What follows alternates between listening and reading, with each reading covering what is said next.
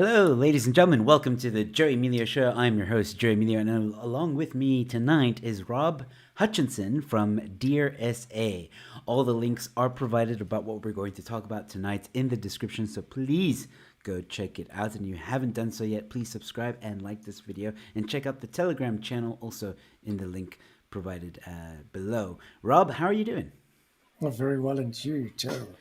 Good, good, good. It's been a while, and our first interview on the show, I mean, I really enjoyed it. We spoke a lot about EWC, expropriation without compensation. So for those who missed out on that, please go check it out. But this is a bit of an update since then, and there's been some other developments as well that we're going to talk about. And I think just to kind of get the ball rolling, there was a I've been wanting to get you on the show for a while now to talk about this amendment to the gun bill, which I'm sure a lot of people already know about. But with the events that transpired in the past few weeks in South Africa, with law-abiding citizens coming to the aid of the police and protecting the communities, a lot of speculation at the moment that that amendment to the gun bill might be dead in the water. What are your thoughts on that? Well, it's not dead in the water until government says so. So the public can do what they want and say what they want, but at the end of the day, government has the final decision in that. So although we've had, I'd say about over almost 140,000 public submissions sent through to Parliament already on that. It's still up to Parliament to decide whether they should go ahead with that, consider the amendments, consider public input, deliberate over it, and go and discuss it in Parliament and so on. So I don't think it's anywhere near complete. In fact, I think it's only just starting, and we've still got a long way to go on that gun bill. So we need to keep up the pressure from a public point of view, without a doubt. In fact, step it up. I don't think, although 140,000 sounds like a hell of a lot, it's not in the greater scheme of things. No, it's not. And what we should actually see is every single firearm or registered firearm owner actually making a comment of any sort. It doesn't really matter what it is. And concerned citizens who are not firearm owners should also have a say on this bill, because it directly impacts you whether you are a licensed firearm owner or not. It has dire consequences there. So um, I think we've got until the 4th of August to have our say on that bill. And a lot of people think that it doesn't make a difference what you say, and government doesn't consider it. But the truth of the matter is they do, especially in the manner and the method that we use. It's highly impactful, and it's not a petition. It actually carries weight, and because we're using our system and it records every public input, the government cannot turn back and say, well, this is what the public said and this is what we're going to go for, and it's in favor of the public. We hold that evidence, and that's why I encourage people to use the platform to make sure their voices are heard, make sure it's recorded, and then we can challenge it at a later stage should the government go against what the public wants. But they do listen. They do listen, and we've got many success stories and examples of where public participation on a draft bill or draft amendment does actually influence the outcome before it even reaches legislation stage. So it's vitally important to try and undo this after the fact. Once it's signed in, there's no chance of undoing it once it's done. So the opportunity is now, and the bigger the participation, the higher the number of participants, the greater standing we will have in court should we have to challenge it at a later stage. Is there like a threshold, if I can put it that way? Like, for example, I don't know, government says if you get 1 million signatures or 1 million people that say no, then we'll be against it. Like, is there like a number that you need to reach that where the government's going to be convinced enough to say, okay, we're going to scratch the amendment then, or doesn't it matter? No, there isn't an official if threshold is such. But uh, I would say government would put that threshold at 63 million. Wow. Every the number, how many people are there in South Africa? 63 million. Okay, that's the threshold. That's government style. But no, no. I know in countries like the state, certain states in the US and in the UK, if you get 100,000 people signing a signature, then Parliament is obliged to discuss it or consider to discuss it. So it's not legally binding, it's not constitutionally binding, even in those cases. All they have to do is say, take a vote on whether they should discuss it or not, if it's above 100,000. We don't have that in South Africa, so there's no actual limit or threshold. And the thing to note there is that signatures on the petition don't count at all. What counts is submissions to Parliament. So if you, I know there's a couple of petitions running around with for the firearms amendment, and good. I encourage participation in petitions because it just shows that there's a whole civil society behind this or opposing it, and that's good. But understand that if you've got 1 million signatures on a petition, Parliament will see it as one submission, Oh, because wow. everybody in that petition, as who signed the petition, has agreed to the mandate of that petition or the memorandum in that petition. So Parliament will only consider the memorandum; they won't consider anything else or any other comment that goes in. So you can sign petitions, but make sure you also do a proper submission, either directly or through our platform on dsafrica.co.za. Yes, and that's what makes your platform unique and different is that Mm. every time someone, for example, I did for the gun bill I signed, um, that's my submission is counted as one vote, one comment, whether it be for or against, but it's one comment, and then someone else is another comment rather than a million being one, That's which I it. think is fantastic. And I Yeah. believe you also send emails to like the ministers or something like that, or am I mistaken there? Yeah. So yeah. So you blanked out there. Email too. An email to the like I believe an email goes to someone. Oh yes, yes, yes.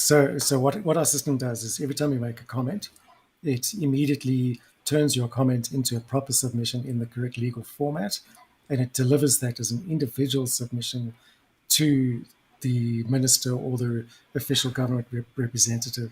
So, in this case, you can imagine 140,000 emails have gone, individual emails have gone through to that one recipient at government, and Oh, then they obviously we asked.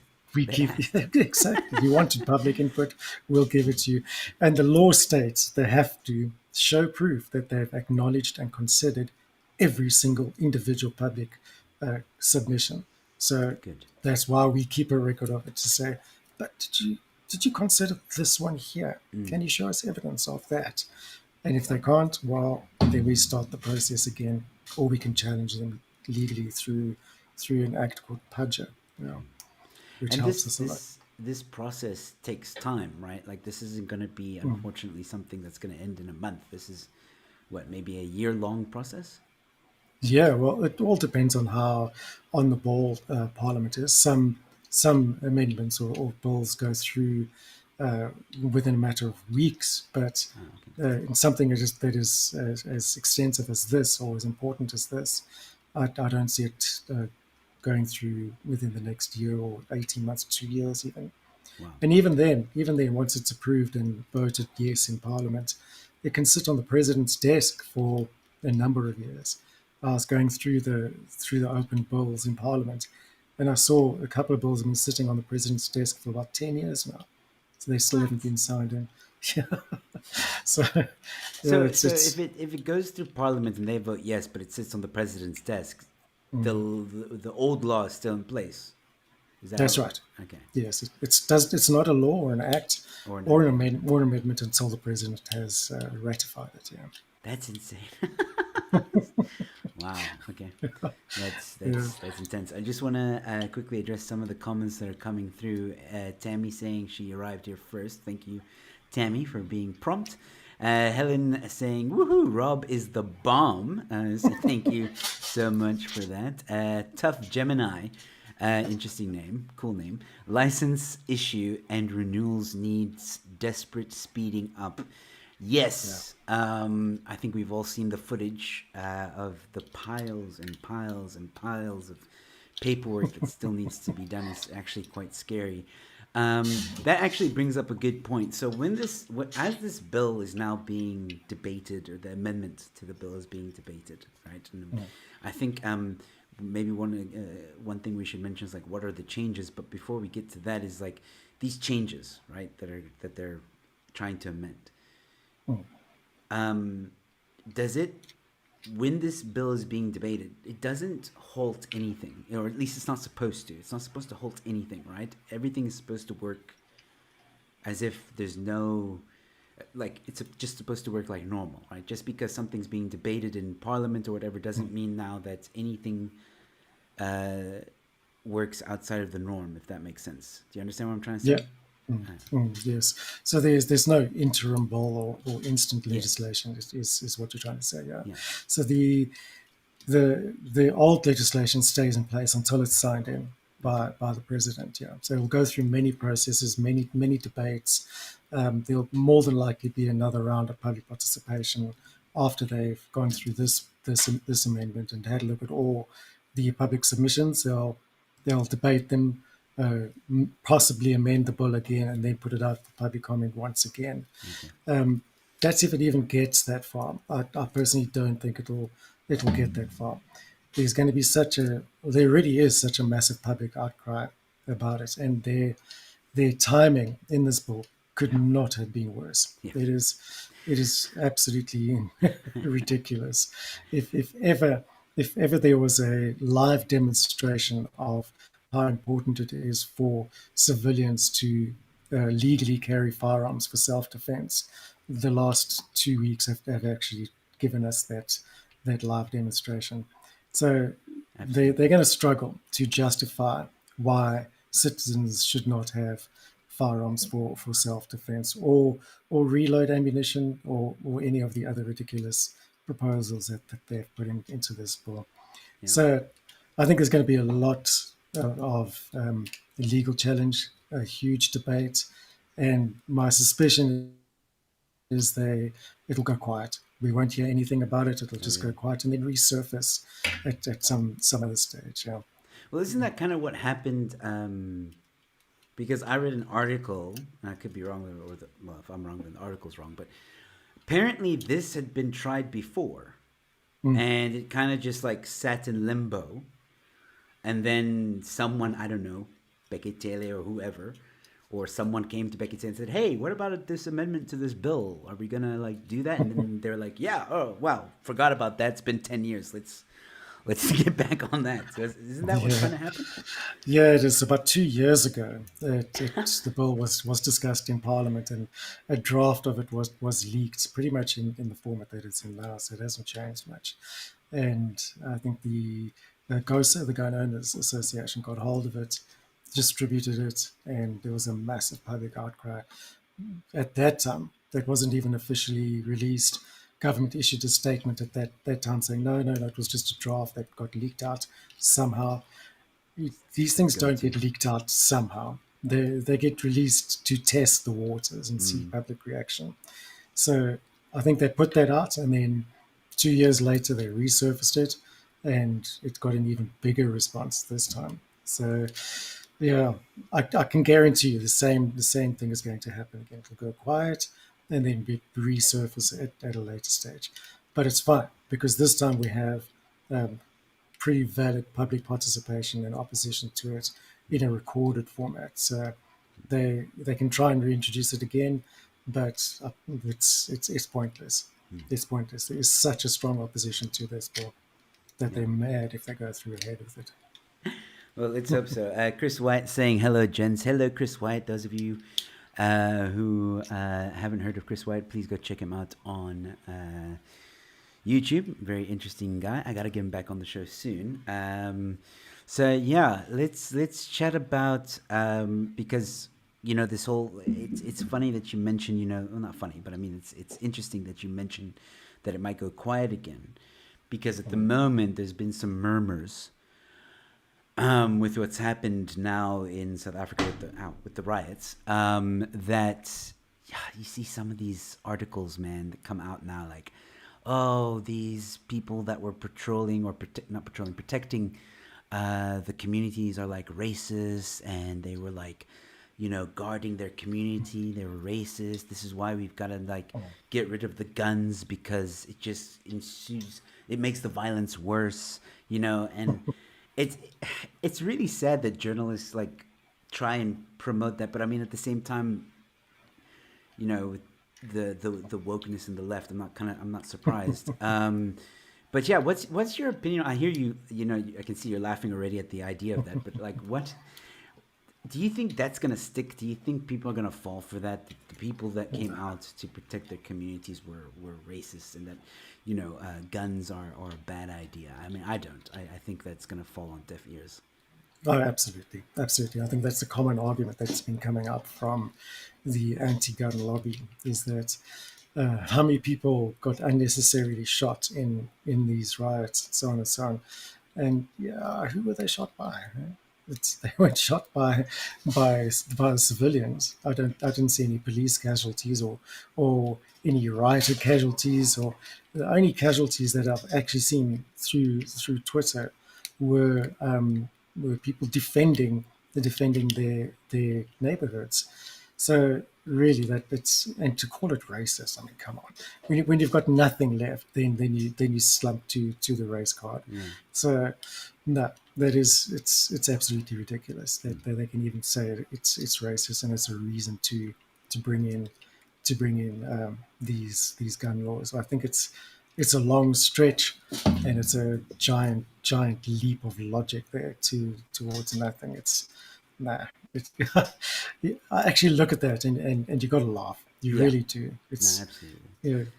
Um, Sorry. no, I agree with you. And before the riots, Becky Taylor was saying that, I had to laugh at this too. I don't know if you saw it, but like on I think it was ENCA, or one of the mainstream news channels. He said that the reason why they want to ban guns for self-defense is because citizens, law-abiding citizens who have guns, the criminals are stealing from them. They break into the houses to get those guns, and then they use them Yeah. on the streets. And I wanted to shout so badly, and I was on the verge of shouting at the screen like some hectic rugby player shouting at his team. And I wanted to just strangle him and say, like, dude, it's SAPS. And Yeah. there's so much evidence of SAPS corruption. You giving ammunition, guns to all kinds of criminals. Mm. Look in your own organization before you start blaming the Mm. the citizens who have a lot, like, they're more responsible. Case in point, we saw in the riots, they're way more responsible, or Yeah. at least more responsible than was thought. But yeah, that comment about Becky Taylor, or what he said, I mean, how does that make you feel? Well, it's when you look at that and you hear that comment, you instantly lose credibility, or I lose respect for someone like that, who's just clearly pushing a narrative that suits his agenda. And it's, all you need to do is present the facts, and it completely overrides that. But the problem is you're dealing with an emotional subject here. So you can present the facts as much as you like, but emotions override facts all the time. Yeah. So that's all he's trying to do is drive up emotions, get people riled up about the problem in South Africa is guns and violent society, and so on and so on. And the average person who doesn't know any better, doesn't have access to the facts, will tend to agree with him. And because it's presented by a man in authority, and he seems to know what he's doing, or he should know what he's doing. And there's a certain respect that you're gonna respect someone unless you are faced or presented with the facts. So it's absolute rubbish. And the figures worldwide actually show that, not even just in South Africa. In South Africa, most of the violent crime is without a doubt performed by illegal firearms. And where do those firearms come from? They're not sure. Let's just say there's not.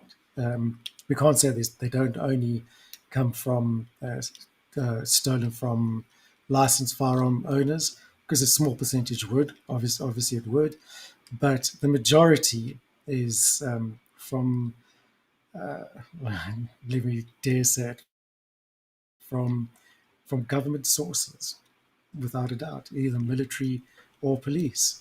And Exactly. especially when you see cash and transit heists and the use of semi and or full automatic weapons, those aren't accessible to the public anyway. Nobody can purchase a fully automatic weapon, or I don't even think you can purchase a semi-automatic weapon in South Africa. No, you can't. So the only place that you can get those is through police, army, and so on.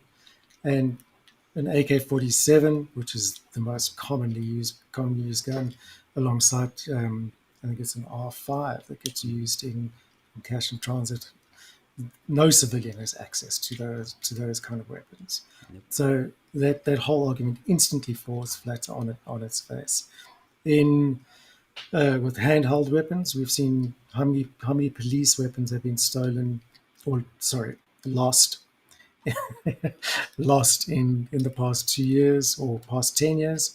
We don't know the true figures, but we're looking at around 20,000, I think it was, that in the last 10 years that have been lost or stolen from Yeah. police, and over 10 million rounds of ammunition from the police. So who's supplying these criminal logic says it can only be the police and so on. Whether it's intentional or non-intentional or unintentional, who knows? Who Yeah. knows? And there's so many counts of guns that are handed in through that amnesty period Mm. that have also Yes. ended up in the hands of criminals. Now, explain that one. Explain that one. And we only know about the cases where that's been recovered in a crime scene. So, of the hundreds of thousands of weapons that were handed in, how many of those were actually destroyed? Nobody knows. Nobody knows. There's no record. There's absolutely nothing. We don't know. So we can only assume that they weren't destroyed, because if they were destroyed, there'd be a clear trail of evidence there, Yeah. and they've made it back into the hands of criminals. And I know the argument from the anti-gun lobby is always around, but if we had no guns in society, then there wouldn't be a problem. And yeah, sure, I agree with that, absolutely. If we had no spoons, we'd also have no desserts. It's the same kind of thing. It's Yeah. illogical. But that's again to your point. Like, if you had no cars, there'd be no car accidents. Like, Yeah, yeah. That logic can be applied to anything, and it's ridiculous. absolutely. And the problem is we in a society that has had guns or firearms for hundreds of years already. Yeah.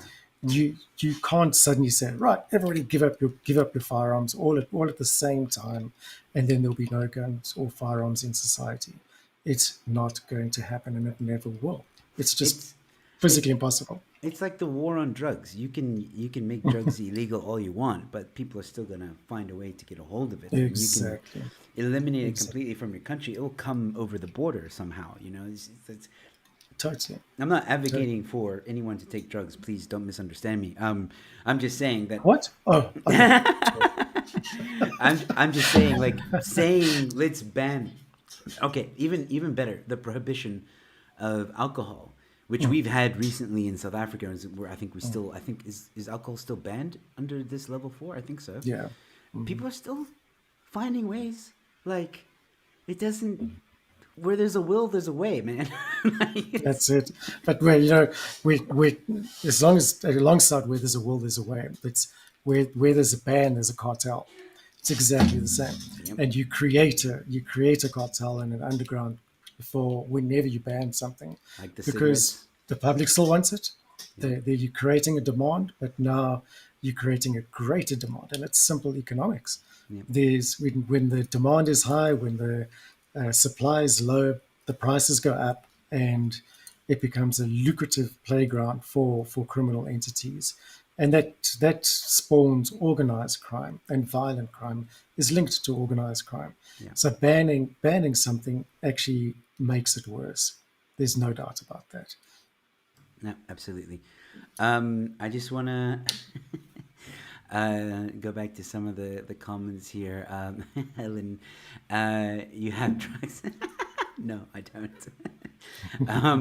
Yeah, no, I see. Yeah, Lorsar is also saying we already have a stabbing problem. Banning screwdrivers will save more lives than banning guns. Sad thing is, he might be right, Yeah. because that I know a screwdriver is one of the most common weapons used on the streets, apparently. Mm. Which is, yeah. And speaking of all this organized crime and stuff, Ramon suggested an interesting book which I want to plug a little bit, which I'm about to start reading. Oh, Give Us nice. More Guns by Mark Shaw, which explains a lot of the underground, well, the gangsters in Cape Town, and apparently some interesting things about saps in this book as well. Mm. So I'm very much, I haven't started yet, but I'm going to this weekend, and I'm very much looking forward to sinking my teeth in this, so to speak. So yeah, let's move on from the guns discussion. But again, before we do, ladies and gentlemen, link in the description. Please go to DRSA, and have your say. Have your say. It's easy. It takes like not even like a minute and a half, depending on how long your name and email is. But other than that, it's very quick. So please go and give your say. Cool. So next one on the agenda is EWC, expropriation without compensation. You recently gave out a notification saying, I may have misread it, but it sounded scary. I'm just gonna go quickly to the message, because it sounded like you were trying to say like we're almost out of time. But I could have, Oh, like right. Yeah. I could have misread that, and now I'm struggling to find. Oh wait, I know where it is. Sorry. Let's go here and here. There we How go. many phones have So you got, Joe? I've got a business and a personal. So Like Zuma. It's like 17 phones. Yeah. Um, the one, yeah, I think this is it. The one we've been waiting for, the draft Constitution 18th Amendment Bill. Everyone must have their say. Parliament invites public, which amends the Constitution, cater for expropriation without compensation, and places the state as custodian of land. That sounds quite serious. We were not too long ago, discussing EWC, as I said earlier, and now it sounds like things have moved forward. Where do we stand now with this bill? Well, okay, this is the I think it might actually be the final stage Oh of wow. of the amending Section 25 of the Constitution to cater for expropriation without compensation. It's a process that started in about 2018, June 2018, May or June 2018, where the ad hoc committee put out a proposal after the ANC raised an issue in Parliament that although the Constitution caters for expropriation, it does so only with compensation. And they raised the issue that this is actually slowing down the land restitution process, where it's taking too long to give land back to those who were dispossessed many years ago. So they thought that that section of the Constitution, which is in the Bill of Rights, actually is a hindrance to that. And then they wanted public opinion on that stage, they put out they formed the ad hoc committee, and the ad hoc committee traveled around the country, held all those public hearings, and also invited written comment, which we facilitated through our platform. That was the first day that went out there. I think Parliament received about uh, just over 500,000 public comments, Wow. of which 240,000 came through our platform, and uh, the overwhelming majority, actually it wasn't overwhelming, it was pretty close, to be honest. It was a 57% that said no, don't amend the constitution, through our platform. However, Parliament at that stage just discarded all the written public comments, and then they only chose to form their report through about 400 cherry-picked oral presentations, which were raised at the public hearings. And it was a total farce at that stage. And I attended, I think, two of them, and it was really ridiculous. It was just an EFF gathering where Mm. EFF was just bust their people in just to dominate whatever conversation was trying to be erased at that point. So then we had the elections at that stage, and there was a whole change of parliament. So they had to literally restart that process from scratch again. But in the meantime, they released a constitution amendment bill, which is no, sorry, the expropriation bill, Yes. which was how expropriation would happen at that stage, and that was just limited to land. There is already an expropriation bill, but they released an amendment to that, which was kind of pointless because they withdrew it after public consultation and said there's no point in actually deliberating this because the process is still going on with the amendment to the constitution, so it might be in conflict with this bill. So they shelved that, and then 6 months later they raised another amendment to the constitution, and it was also the same result there. There was massive public participation, but they had to rethink that again, and then so on. So now we've gone through, I think, four different related bills, which are all around uh, this amending the Constitution, and now they've reintroduced the Constitution 18th Amendment Bill, the one that they introduced in December, uh, 18 months ago. So they've reintroduced that with a couple more amendments, and now they say we didn't have enough public consultation, there weren't enough public comments, we need to get substantially more, and then review it again, go through the different deliberations. But they've added something else to it, Yeah. and that is that the state becomes custodian of the land, which was put forward by the EFF originally, and then the ANC said no. We want to give people uh, title deeds when we give them land. But the EFF said no, state must be total custodian, and then give it to people on a lease basis. So you lease land from the state, and then the state can expropriate that land from you again if they feel you're not performing to their standards, the standards that you you asked for the land or demanded the land. Yeah.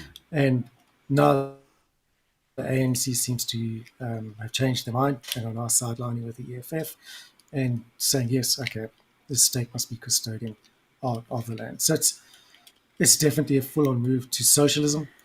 Yeah. Without a doubt, no private ownership of land will take place, or there won't be any private ownership of land at all. But what is most concerning about this bill is the Constitution clearly states that the definition of property is not limited to land.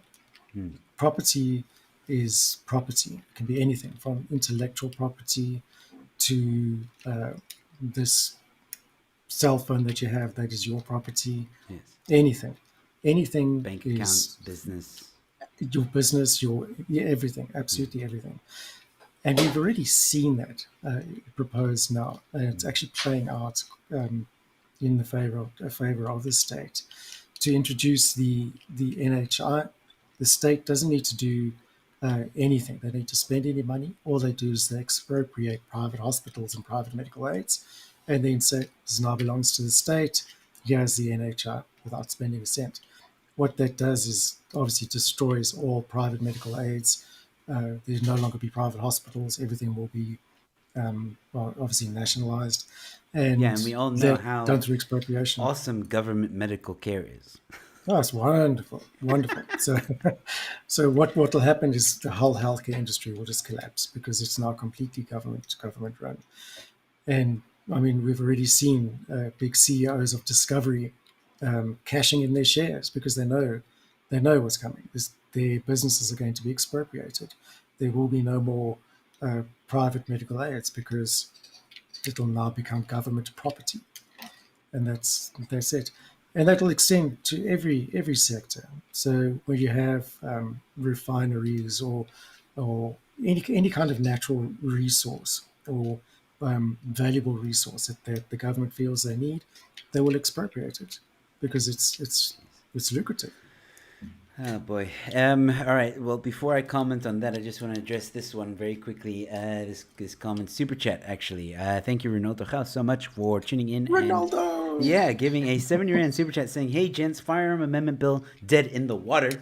Yeah. I think you missed the beginning of the conversation, but yeah, pretty much. From the public's point of view, Yeah. dead in the water. But thanks so much for the super chat, buddy. And Chris White saying that he's got to go, but he also gave a $5 super chat so I can pay rent at the end of the month because that's in dollars. Can't let Ronaldo beat me with audience size and super chat too. Thanks, gents, so much for tuning in and have fun on your stream, Chris. Yeah, so I mean, so I heard you say earlier there's four um like avenues that they're trying to do with EWC. Am I understanding that correctly? I kind of missed that one. Sorry. No, like because you said they because they have the amendment or they're trying to do the Right. whole custodian angle. Has Yes, that now yes, yes, yes. replaced their Yes. So, previous amendment, if I can put it that way? yes, it has. Yeah. Okay, all So right. this is the second introduction of the Constitution 18th Amendment Bill. There was 17 amendments before this Oh, one now. okay, I So, see. Okay, all right, all right. Now so I it's a get it. reintroduction of the 18th one with the addition of the state as custodian of land. And interesting, they say the state is custodian of land, and they make clear there that it's land and not just property, which is kind of conflicting now because before the clause that they want to amend in the constitution clearly states property, not land. So yeah, it's going to require a bit of more public debate and issues around that. But then, so there's the Constitution 18th Amendment Bill, which amends the Bill of Rights in Chapter 2 of the Constitution. And then there's the Expropriation Bill, which is it deals about how expropriation will happen, and in which cases where no compensation Yes, will be paid. And then there's also the Land Courts Bill, so that they're yeah, establishing proper land courts as well to to deal deal with with, yeah. the number of claims and disputes that are going to happen. And okay, These so land courts are very interesting, very interesting. yeah, I've heard about those like yeah, it's like a weird one. Okay, so there's three avenues, or not avenues, but like there's three things Elements that to they're it. planning that will, I guess, aid them in expropriation without compensation. And okay, let's talk a bit about that land court land or whatever. Apparently, it's not its own courthouse or anything like that. It's just um, judges that are going to be assigned to cases about expropriation without compensation, and they will That's it. decide, what the judgment is, and yeah, it's its own court to deal with that. Which, I mean, I imagine, like I'm in a court not proceeding. I'm fighting my own legal battle at the moment through the courts. It's taken a very, very long time. The wheels of justice, as Natasha Mazzone said on this channel, turn very slowly in South Africa. And I can imagine, because I've read some of this stuff with EWC. So basically, how I understand it is, if the state decides, oh, Rob, I want your house because we want to do whatever, they'll give whatever reason they have. So they take your property. You can fight it. Yeah, you can fight it, but you take it to the land court, and you will be probably fighting that for what, 10, 15 years, probably, right? You'll probably never get your land back. No, exactly. So what the whole process is quite bizarre. The committee or the executive committee makes a decision as to whether null compensation should be paid or not under the expropriation bill, and then they've got to take into account the amendments to the Constitution, or the Constitution 18th Amendment bill as well. But there's a committee and a tribunal that you have to go through.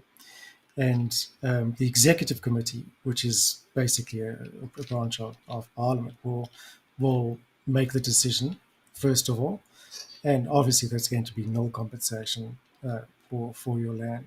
If you want to dispute that, then you have to first approach the tribunal, and then the tribunal will then say, okay, let's go to court, present your case, but there's also a fee attached to that. So you'll have to pay money, and then approach the court, and then go through that whole court process.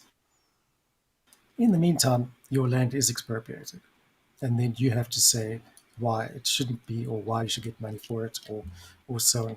And it's a cumbersome process, which is clearly designed to keep people in court forever. However, the president did say that this whole process must be tested in the courts first.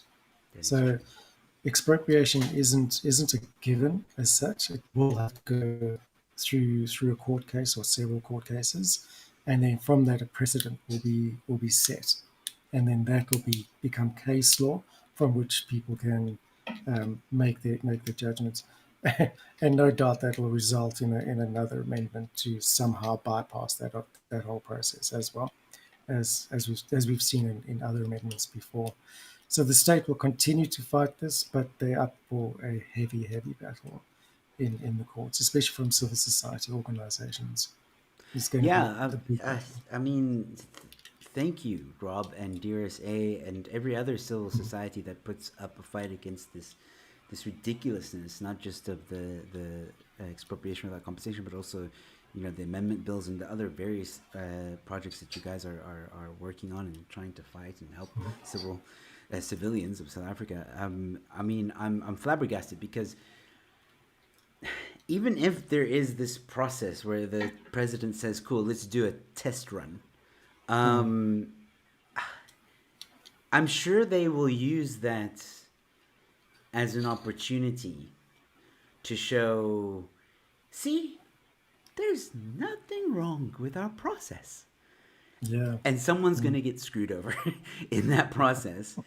And like you said, they'll just change it and like, oh crap, we made a mistake. Okay, well, let's keep on editing this process. And I mean, the whole thing about what you just said now about tribunal. So you have to pay to be seen in the court. It's like an appeal, because I know you have to pay for an appeal as well. Yeah. But now, if the tribunal says no, then what?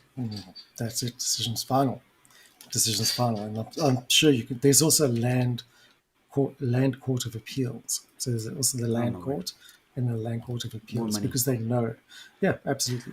And they know that this will be an ongoing process. So they've catered for all possibilities and set things in place already for what's definitely coming. But there will be court cases and there will be appeals. Yeah. Well, yeah, that's a given. But I mean, okay, so let's say now you've done the tribunal. They, for whatever reason, say, cool, Rob, we'll see your case. You go on. You pay the money, which is probably going to be a ridiculous amount, like 100K or something. But you're now in the courts, and I'm willing to bet it's been at least 6 months of this process, if Hmm. not longer. I'm sure your land that you are fighting for within that 6 months is not just sitting there waiting for a result. I'm sure No. whatever they've decided to do with it is pretty much happening. So even if you do win this fight within a year, your land, your home, whatever it was that they took is probably gone. What then? Yeah, well, like I say, we can't predict the future, so we don't know really what's going to happen. But if the reputation of our government and history shows anything, you're probably spot on. That you're going to be kicked out of your property and then say, well, fight it in court, and then you have to fight it in court and take years. But is it worth it at the end of the day when there will be nothing to go back to? Well, who knows? Maybe your land will have suddenly improved with a whole lot of things, and you get an opportunity to expropriate it from the new owner. We can live in hope, Yeah, but yeah. yeah, but It's exactly what uh, happened in Zimbabwe, right? yeah, exactly. Yeah. Farmers, please come back. Please come Yeah, back. Yeah, it's exactly where we headed here. I yeah, watched a really interesting documentary on I think it was about dictators and how they come into power and so on. And one of the things in the Soviet and in China was, or Soviet Union and China was expropriation of land, and they gave it to people. Um, and oh no, actually it wasn't. It was Idi Amin.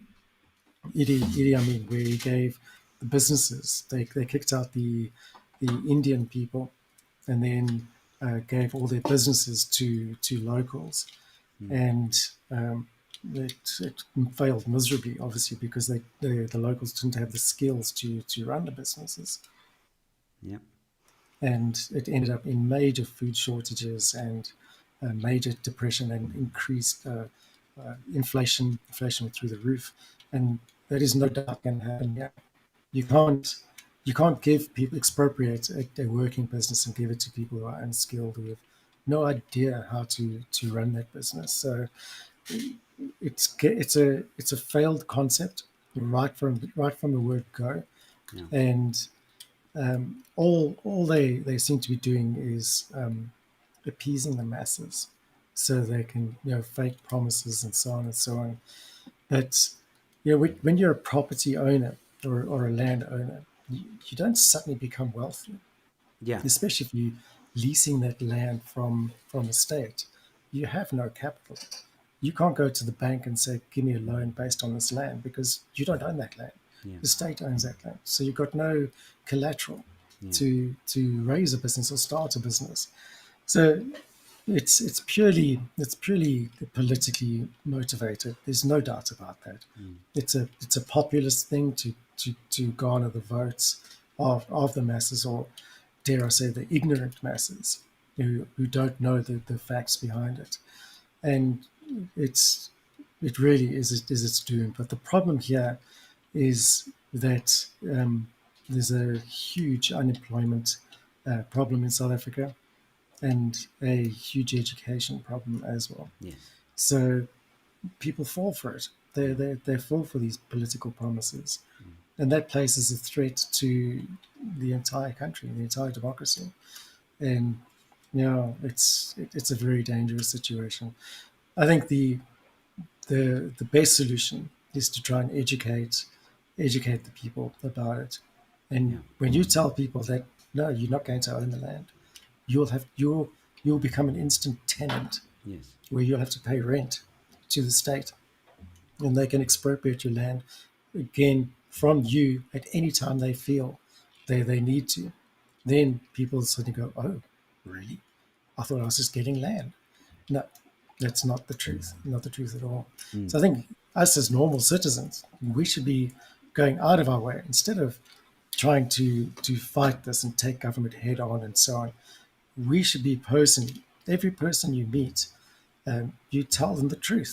No, here's the new bill. It's there in black and white. State custodian of land. That is it. You will not own land. You will not own land. The state will own it. So if you think you're getting property, think again. You're Yeah. not. You're not. You'll be a tenant and a slave to the state. That's the fact in black and white there. Yeah, it's a difficult one, Rob, because you want to. I hear you, man, and I think that's why platforms like mine, Morning Shots, Big Daddy Liberty, Center for Risk Analysis, and the list goes on. Chris Wyatt, Ronaldo. All those platforms are very, very, very important, whether they're on YouTube, Twitter, Facebook. But unfortunately, like you just said, there's a mass majority in South Africa that are unemployed and also uneducated. And I was on the ground at SASA when, when they did the water cannons to the old ladies. And I went the day after to speak to the people. And they all told me, like, they don't have YouTube. They don't watch YouTube. They barely are on Facebook. And so it's quite difficult unless you do what BDL does, which is going to the people in the townships and in the rural areas and educate, like having a sit down and saying, hey, ANC is doing this, like you just said, unless you do that, it's quite difficult to educate them, and that's just the sad realities. And I think that's exactly what the ANC wanted. That's why there's been failed education. That's why we have more at this stage in South Africa, more people on social grants than are employed, which is a very dangerous and scary place to be in. And it just means that ANC are buying their votes. Without a doubt, yeah. So yeah, Not only are they buying the votes, but they also use the fear tactic. Fear is exactly. incredibly powerful tool, and if you want to manipulate the masses, you keep them in fear, Exactly. because you can literally throw anything at them, and they'll agree. Exactly. And the fear there is that if you don't vote for the ANC, you're going to lose your social grant, Yep. Yep. and that's a very dangerous game to play. And it And boggles. it's obviously not true. Yeah, but it boggles my mind because, like, when I was on the ground with chatting to the people and stuff, and at the SASA queue, they couldn't make the connection that ANC is the problem. They couldn't. They were able to differentiate SASA from ANC. Like, oh yeah, SASA's cock and it's not doing its job. And then when I asked them, what do you think the problem is? Then they're like, oh, they just need more employees or whatever. And then I said, well, don't you think ANC is the problem? And they were like, no, ANC is good. Like they provide the money. So it's like they can't make that connection. And again, it's just like, you need to educate, you need to speak to them and say, like, well, it's actually the ANC that is doing this to you. But yeah, it's a long conversation to have. But yeah, It is. and it's also difficult. I mean, like, where do you start? And I mean, okay, this is a whole another problem for another conversation, maybe. But yeah, I don't mean to sound like a downer and like it's impossible. I don't think it's impossible. I agree with you 100%. Even your close relatives, your family, your friends, anybody who's watching this, maybe there is someone right now in a township watching this. I don't know. It could be. It's not impossible. Speak to your friends. I don't know. Take a clip from this conversation, screen record it, and show it to them and say, like, hey, look at what these guys are talking about. I think the more effort we, like you said, Rob, the more effort we at least try to put out this information, the better it will be before it's too late. And this is, I don't know, because you can't even. I want to say it's communism, right? Because that is what it is. Communism technically is the state or the elites giving the power to the people. That's true communism. But it's never happened because any government that's on a socialist agenda on the way to communism doesn't actually give the SOEs and the power back to the people. It's never happened. The reason that fails is because it can only be maintained through force. Yes, exactly. And that the state is the enforcer of that. So it becomes a police state. It becomes, and it has to, because it's human nature Exactly. to want to succeed and be better than your Exactly. neighbor. That's just it. No matter how you look at it, and it's communism is based on the false notion that everybody is good and everybody wants to be equal and so on. It's just simply not. It's not the law of the universe. It goes against the law of the universe. Some will succeed, some are better than others, and that's just the way it is. In nature, we see that as well. The dominant tree will overshadow the tree underneath it, and the tree underneath it just won't grow. Hmm. And that's how it is. So to maintain this utopia, the state has to become more and more and more authoritarian, Yes. and that's why socialism leads to communism, because the state becomes all powerful. The state has to get rid of religion, any kind of belief system has to disappear, and everything else. The state becomes the almighty. It Hmm. becomes the family unit. It becomes the parents. It Yes. becomes everything, Which is what we're seeing because now. Family totally. meetings. I mean, they're Yeah, not even shy about it. they're not even shy about it, and you got to be aware of that, because it's not a sudden change; it's a slow change of events, and it starts by manipulation of language, Yep. changing the meanings of language, uh, just corrupting absolutely everything and breaking down the family unit. That's the most important thing there, is to break down the family unit. Which they have So succeeded. Yeah. which they totally have. Yeah, and then the state becomes the go-to person to fix it. Oh, I've got problems with this. How can the government help me out? Which is the totally wrong way to think of things. The last thing you want is to approach government to help you out of your situation. Yeah. It's You need to become more self-reliant, more independent of government, and lessen government's grip over society, Yeah. because it can only end badly. There is no other way. Hmm. No, I 100% agree with that. And you would think, but again, it's all about education, right? So like, Mm. because people don't So have, looking at history, yeah. you know, Well, that's the thing. just Like, read a history book. That's all the people need to do. Pick but up a history book and see it.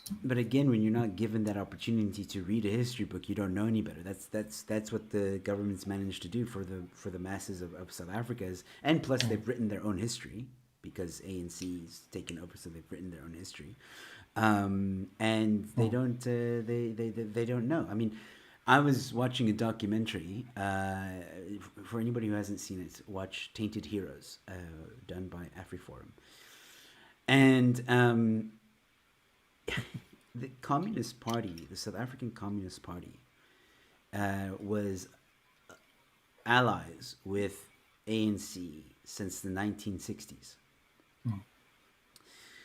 Now, I don't know how or why that knowledge kind of, I don't know, it's not spoken about. It's not a lot of people know about it. But and I was told by a few of my friends, like, no, that's not true. That's not true. Ugh, it's AfriForum, blah blah blah blah blah. And then I was like, okay, I'm gonna make a video. And basically, what I did was I took a clip of AfriForum explaining that, and then I merged it with another clip of Cyril, as early as the beginning of this year, praising the South African Communist Party for being an ally and stating himself that they've been there since the beginning. And then that's when people are like, oh, crap. But Yeah. again, it's like they hide that. But it's weird because he said it on their birthday as well. So I think the ANC knows that not a lot of people watch them. Or they do, and he knows they're a strong ally.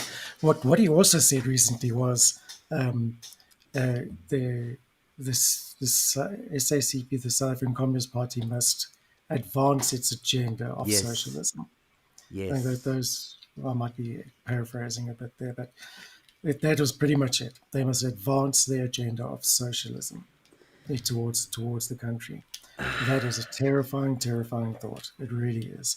If you think socialism works, I had a I had a bet with someone on on Twitter a while ago, and it was about October last year, where I said uh, South Africa will be a Venezuela by I think it was November last year, and so I think I was perhaps just a few months out, but the long queues in Durban with people queuing for food, that could have been a scene from Venezuela Mm-hmm. straight away. Absolutely. And if you think that's the last we've seen on it, I've seen of that, like, I can guarantee you it's not. There's going to be more incidences like that because has anybody been held to account yet? The instigators of this? Nothing. It They doesn't seem say to be. 6 have been arrested, but yeah, none Yeah, with data we knows. know that on 2,000 people, looters have been arrested, but they just the opportunists and the fall guys. The instigators, the political instigators, No, they won't need do to it. be taken into account, They and won't. but they won't. They won't, which paves the way for it happening again, but to the power ten. And Which that's a terrifying thought, man. you know what actually makes this even more scary, right? Is that Zuma went to jail for contempt of court. He didn't go to jail for corruption or the allegations Yeah, of corruption, for contempt of court. He's in jail. Like we made a big hoo-ha about state capture and Zuma needs to go to jail because he's corrupt and blah blah blah blah. But he's not in jail for that. He's in jail because he's in contempt of court. So my question is, or my little like conspiracy theory mind goes, and like, what happens? Like, let's play this out and pretend that he does stay in and serves his sentence, which he won't.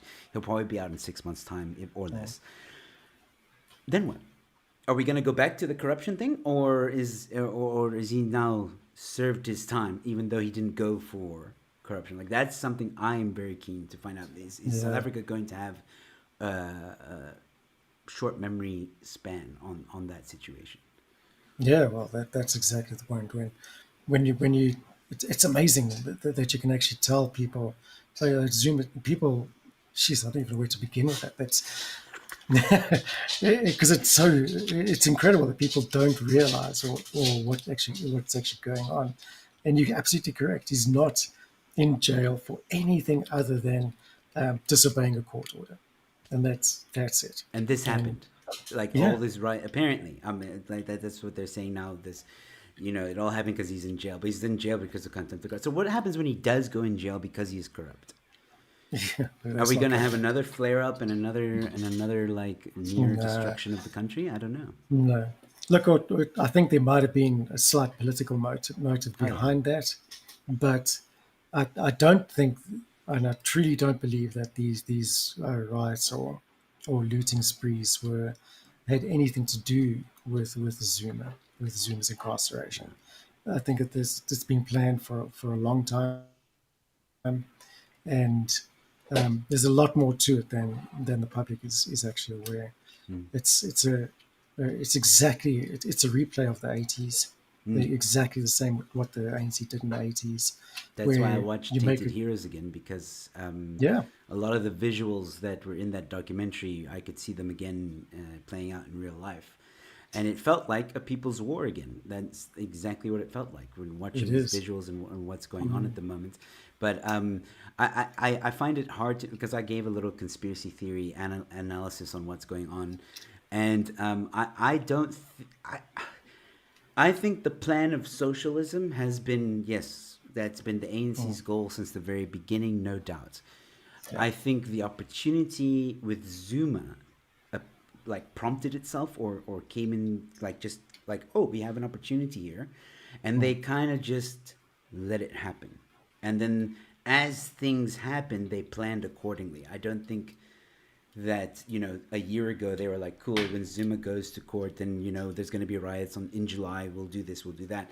I think they just kind of, every stage, just kind of like, depending on how things evolved, they were like, cool, let's do that. Okay, it's Yeah, going this way, let's do that. I yeah, think that's what they did. definitely. Look, there's one thing you must never do, and that is The underestimate ANC. the ANC. Yeah, I agree. Don't. A lot of people make that mistake and say they're incompetent and so on.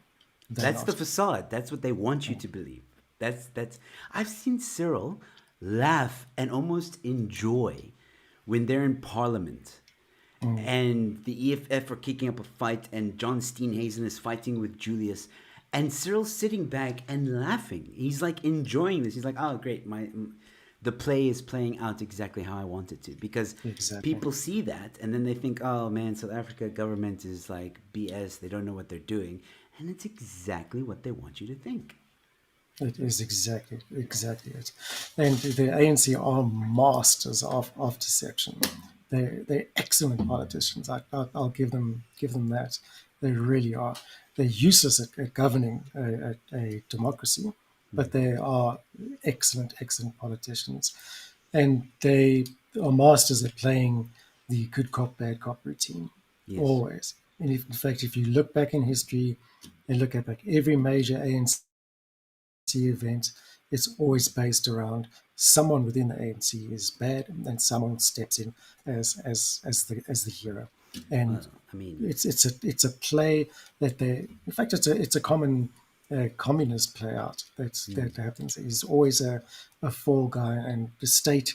See, in communism, the state is infallible. It cannot make mistakes.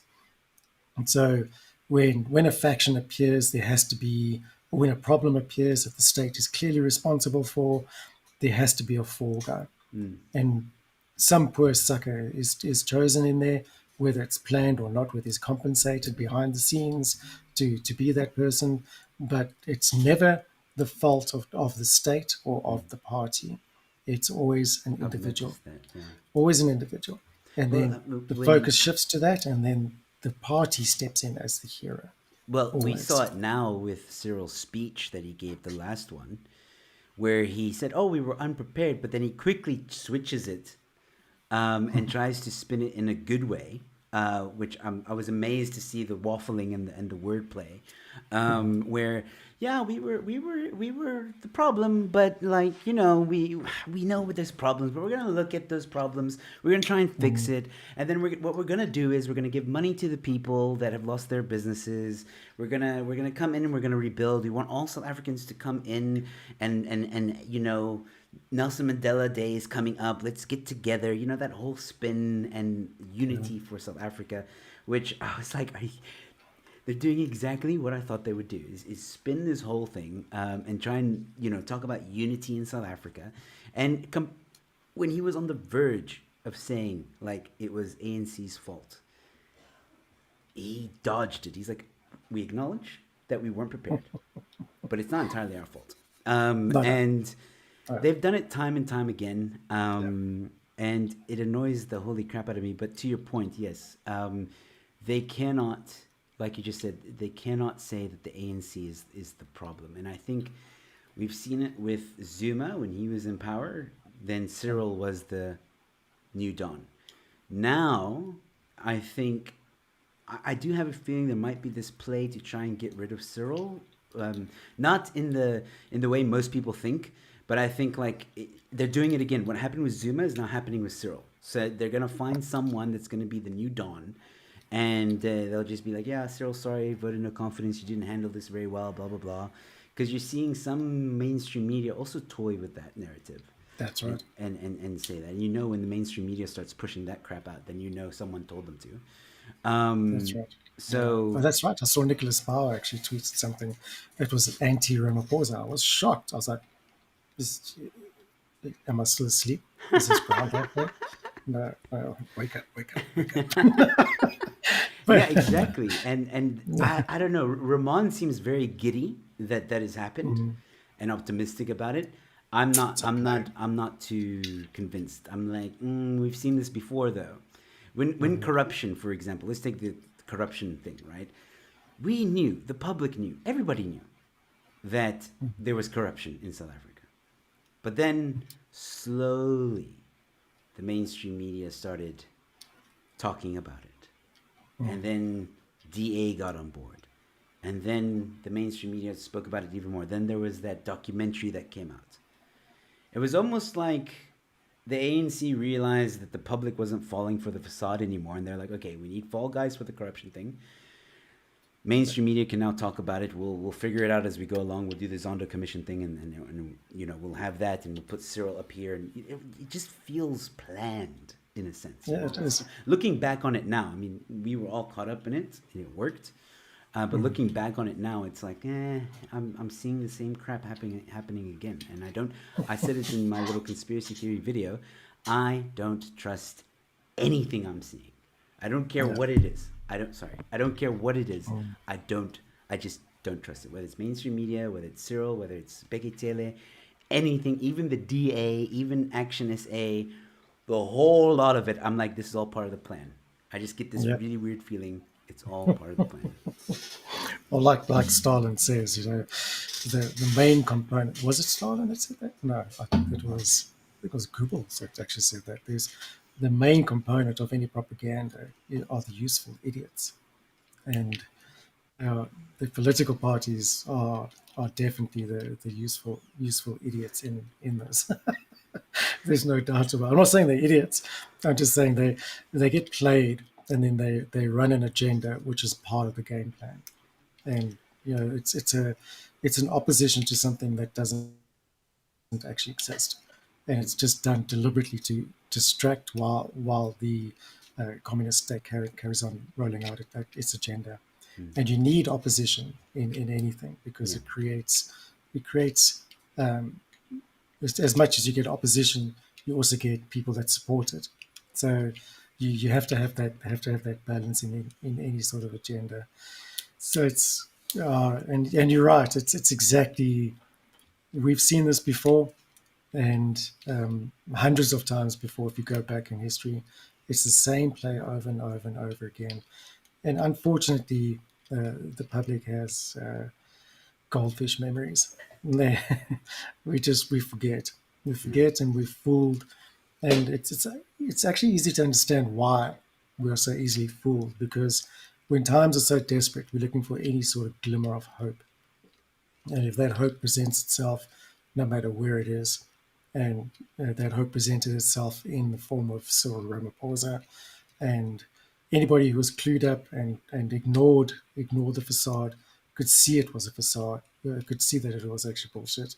So, but you get the general public who want that glimmer of hope from the Yeah. business sector, and they latched onto it, and then I think they're all looking back now, going, maybe we shouldn't have given him that billion rand to run his CR17 campaign. Yeah, Maybe well, I not. mean, again, like the ANC are not idiots, as we've stated earlier. As much Hmm. as people think they are, they're not, because they know that their support is dwindling. I think their support now is at the lowest it's ever been. So they need something, and I've said it before. I say it again. What we saw the past few weeks was all about elections. It was Hmm. you can people can spin like, oh, there was instigators and there was this blah blah blah. Don't be fooled by it. Don't be fooled by the factions. Don't be fooled by instigators, no Yeah. instigators, blah blah blah. It was all about keeping the ANC in power, and watch the propaganda start. Just watch it. Without a doubt. Without a doubt. I've made this comment once before that there was no faction. There never was a faction. There is only one party, and that's the ANC with a single-minded agenda. They play these games because they knew that their voter base was disappearing. So what they do is uh, they know that the average ANC voter won't vote for another party. They just won't vote because the ANC is not delivering. They'll never not vote for the ANC, but given the elections, they'll just abstain from voting. So the easiest way to bring back those ANC loyalists who are not voting is to create a faction. So now you create a war inside the single party, and then you have the people who support. The first started with Ace Magashila.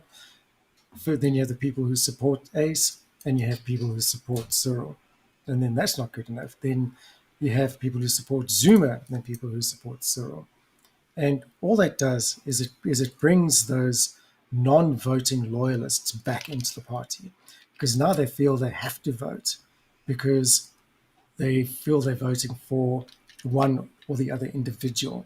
But the reality is they're voting for the party at the end of the day. It's a very clever tactical move to regain those voters. But it's all a farce. There was no faction between Ace and Cyril. Where's that going? That's just disappeared out the sky now. Yeah. There's Yeah. no real faction between Zuma and Cyril. It's all the ANC. Yeah. Cyril doesn't make any decisions on his own. It's all the decisions are made by the NEC. Cyril just announces them. That's how the party works. Yeah, So I've always said Cyril's like the spokesperson of the ANC. He's not the president. I've also no, said that. yes, it is. It's actually in their policy Yeah, that no decisions can be made by one person. They are made by the NEC and the inner collective. So, and all the president does is convey those to the public. That's all he does. exactly. And Uh, also like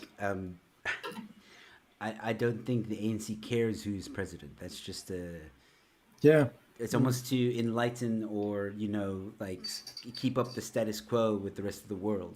Oh, our little golden boy will go to the G7. We'll send him to do this. We'll send him to keep up faces and stuff like that. But other that's it. than but they really don't care who's president. They don't. I've said that Yeah, before, and it's evident. I mean, they'll change presidents like they change toilet paper. It's not a for totally. them. It's not an issue, and yeah, talking about this stuff, it becomes very scary the amount of power and play that these guys do, and Yeah, you still get people out there that are like, nah, come on, man, they're trying so hard. They're just, it's Africa. It's like, no, It's- no, they're smart. They really are smart. They just they are. like to They are. look stupid. But yeah, anyway. Rob, I've kept you a bit longer than expected. I'm sorry, but No, the please. the conversation was very interesting. I will say one more thing on that topic is I agree 100% with you that because my friend also mentioned that to me that the faction thing is just it's a theater. It's all it is. It's theatre. And I'm starting to lean towards that as well. But either way, either way, I have said before, faction, no faction. This is all about the ANC remaining in power. While we're busy Yeah. worried about this, the ANC only cares about the ANC being in power. That's all it's ever going to be about. And I predict this, and I'll say it again. My prediction, after all is said and done this year, is that the ANC will win the next election by a ball hair. They'll win it like, oh, it's going to be so close. That's my prediction. And it will panic them, and they'll start rolling out that what's it? How do they revolution, National Democratic democratic Revolution. revolution, The NDR, everything to do with that. They're just going to yeah, start pumping it out. That's my without a doubt. Absolutely agree with you. Yeah. There's no doubt. And the ANC, I think as Zuma said that ANC will be in power until Jesus comes. yeah, I tend to agree. They will be. yeah, There's if we think it's going to change anytime soon, it's not. But it doesn't mean that all hope is lost. Let's just get that across. It's a transitional period, and you can only test the waters, and you can only wait for it to fail, and fail it will. And because it hasn't worked anywhere in history ever before, it is going to fail. You can't stop it, unfortunately. We can't stop it from happening. So, because it's way beyond what anything that we can imagine. There's great forces behind this. But what you can do is prepare yourself for when it does crash, and then cushion that blow. And the only way to cushion that blow is to become less reliant on government. And I keep stressing that to everyone. Don't rely on government to change your life or change your circumstance. It's not going to happen. You need to take your power back and become inward focused, community focused, local focused with wherever it is, and not look to government to be the saviors of anything. Government can't create jobs. Government can't create businesses. That they just simply cannot do that. They can only regulate and take away. That's what government does. yes, So it's up to each of us as individuals to look after ourselves, look after our communities, and just reach our arms out and cushion that blow for what is ultimately going to happen. But Absolutely. it just creates opportunity at the end of the day to, oh shit, I don't want to use that build back better rubbish, but but something, if anyone To can rebuild. come up with something else that sounds better than build back better, please pop it in the comments there. Go for it. But yeah, Yeah. but that's essentially what we have to do Yeah. is create a better environment after the crash. Another So Orania. I'm kidding. live in Orania. Yeah. I think. Look, I think you have some truth there. I'm just the endless optimistic. I like to hope that there is still some legitimacy in elections. Mm, And I've said it before on this channel, and I'll say it again. I don't care who you vote for as long as it's not ANC and EFF. Just vote.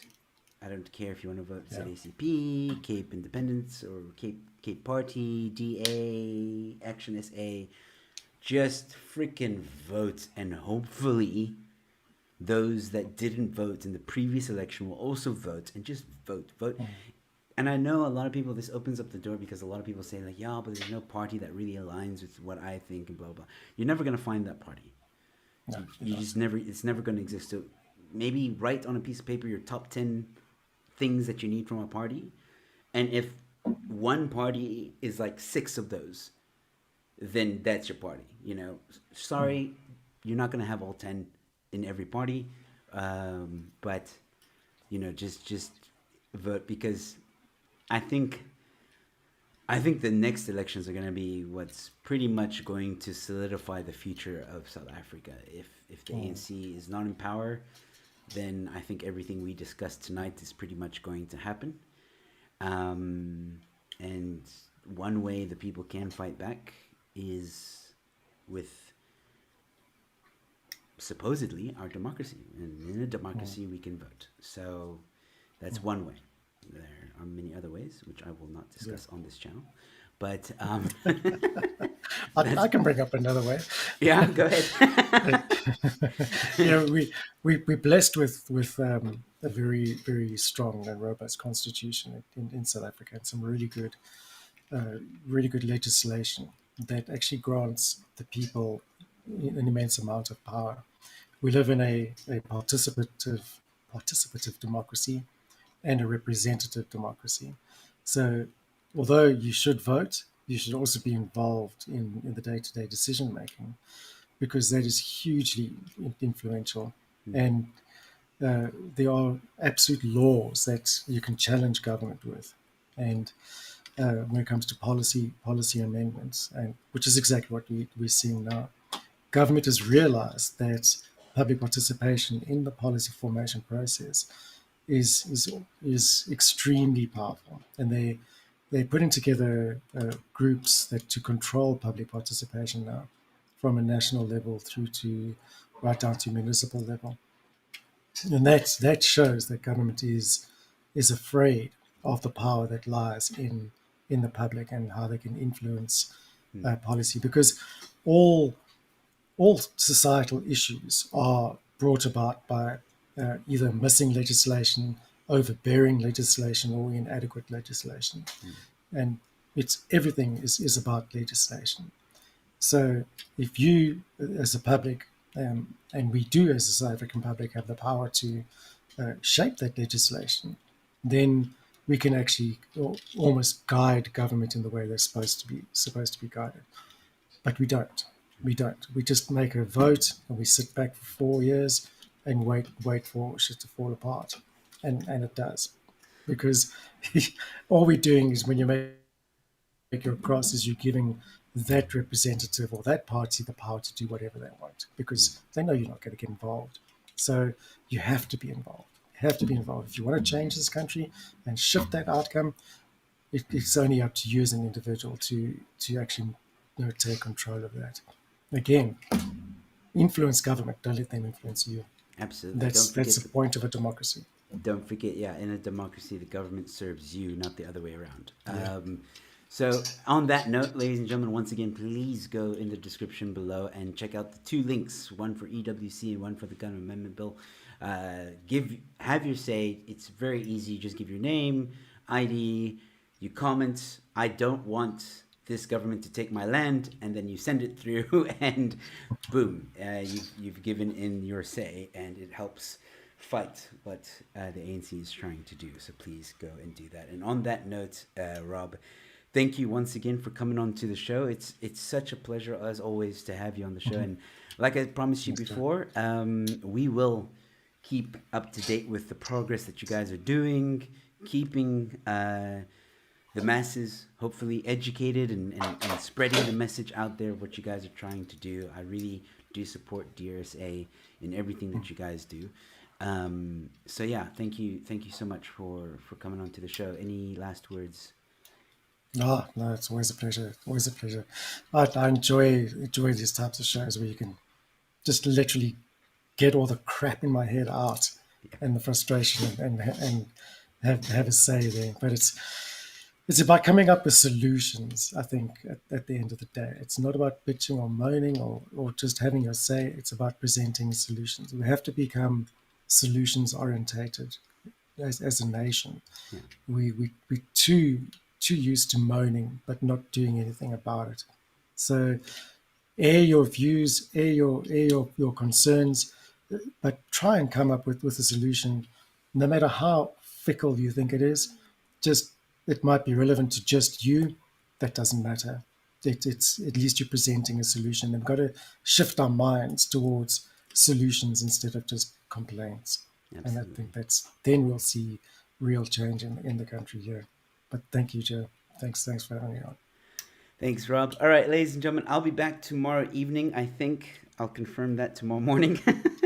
But if I don't see you, then stay safe, be kind to one another, and I'll see you at the next one. Cheers.